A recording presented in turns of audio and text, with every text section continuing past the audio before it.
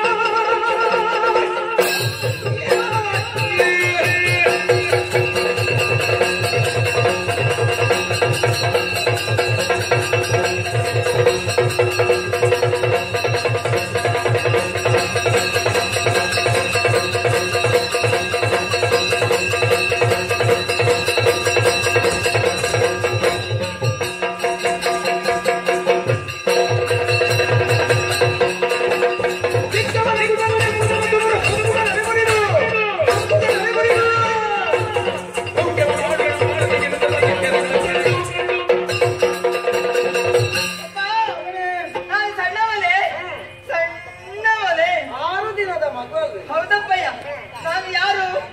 ನಿಮ್ಮ ಮಗ. ವ್ಯಕ್ತಿಯ ಒಂದು ಗಿಡಿ ಸಣ್ಣದಾದರೂ ಕೂಡ ಪ್ರಪಂಚವನ್ನು ಸುಟ್ಟು ಬಿಡುವಂತಹ ಸಾಮರ್ಥ್ಯವನ್ನು ಹೊಂದಿರುತ್ತದೆ.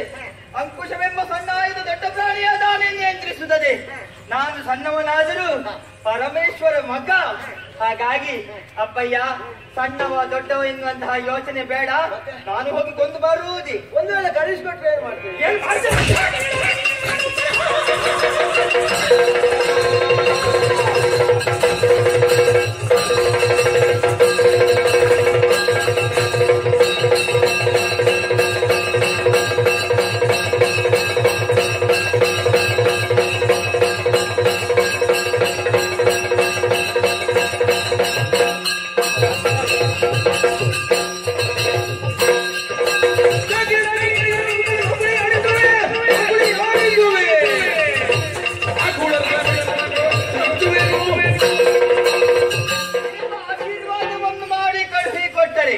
ಆ ತಾರಕಾಸುರನನ್ನು ಕೊಂದು ಶಾಕಿನಿ, ಡಾಕಿನಿ, ಜ್ವಾಲಿನಿ, ಮಾಲಿನಿ ಎನ್ನುವಂತಹ ಭೂತಗಣಗಳಿಗೆ ಔತಣ ಉಣಬಡಿಸ್ತೇನೆ. ಹೌದಾ? ಹೌದು ಮಗನೇ,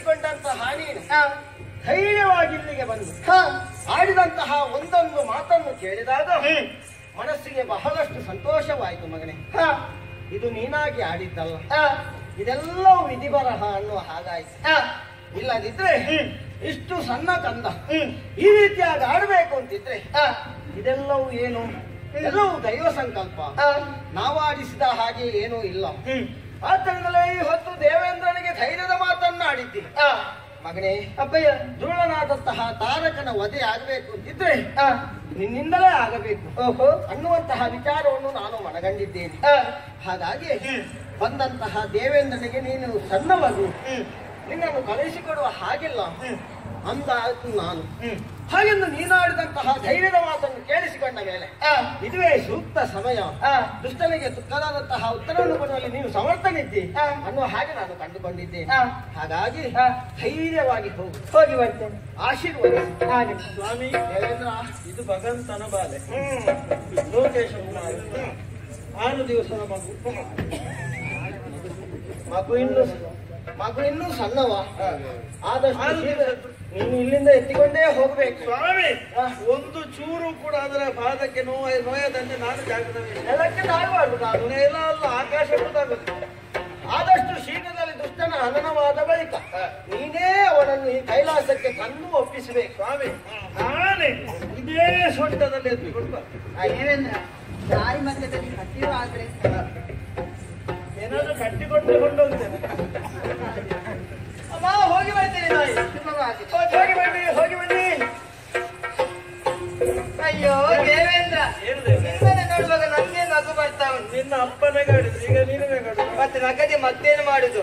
ನೀನು ಎಲ್ಲ ಪ್ರಸಂಗದಲ್ಲಿ ಸೋಲುದು ಬಿಟ್ರೆ ಗೆಲ್ಲುವ ಪ್ರಸಂಗವೇ ಇಲ್ಲ. ಅಲ್ಲೇ ಒಂದುಂಟು, ಓ, ನಾವು ಸೋಲದಿದ್ರೆ ಪ್ರಸಂಗ ಮುಗಿಯುದು. ಹೌದಾ? ಹಾಗಾದ್ರೆ ಯಾಕೆ ತಡ ಮಾಡುದು? ಹೀಗೆ. ಎತ್ತಿಕೊಳ್ಳು.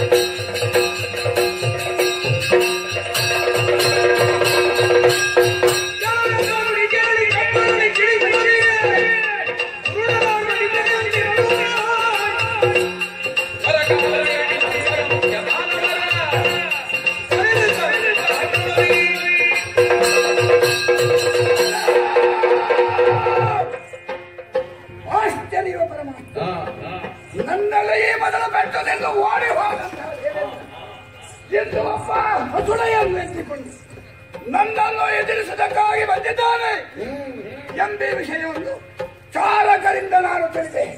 ಯಾರೇ ಆಗಲಿ ಬಂದದ್ದು ನನಗೆ ಲಕ್ಷ್ಯವಲ್ಲ. ಕೈಯಲ್ಲಿ ಕಟಾರಿಯನ್ನು ಧಾರಣೆ ಮಾಡಿ ಕಾಲನೇವಿ ಮೊದಲಾದಂತ ವೀರರನ್ನೆಲ್ಲ ಒಟ್ಟು ಸೇರಿಸಿ ಆ ಇಂದ್ರನನ್ನ ಹುಡುಗರನ್ನು ಎದುರಿಸುವುದಕ್ಕಾಗಿ ನಡೆಯುತ್ತಾನೆ.